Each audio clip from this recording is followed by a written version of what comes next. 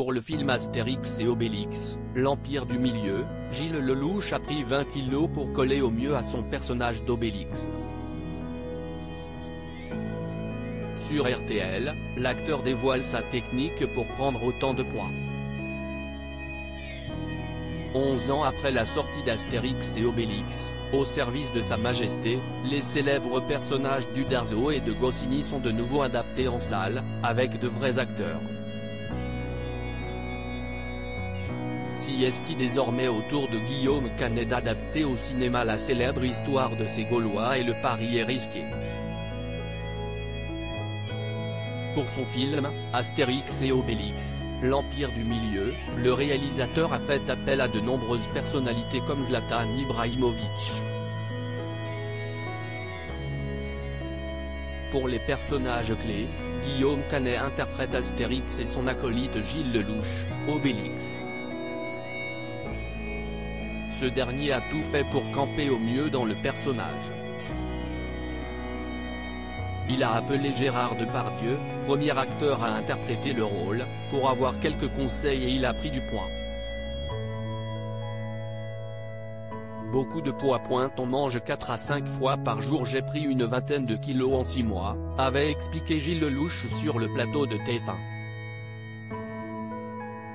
Ce mardi matin, sur RTL, l'acteur a révélé de quelle manière il a réussi à prendre autant de poids en si peu de temps. La raclette, les cookies. On mange 4 à 5 fois par jour. Je me faisais des poudres atroces. Et j'ai fait beaucoup de muscu, a expliqué Gilles Lelouch, face à la surprise d'Yves Calvi, qui constate que l'acteur a tout perdu. Pas complètement tout, mais pas mal, a assuré Gilles Lelouch.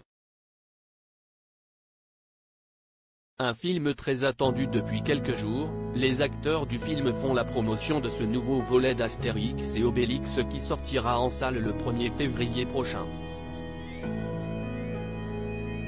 Dans cette aventure, les deux Gaulois préférés des Français acceptent de partir en Chine pour aider la princesse Fouilly, fille unique de l'impératrice.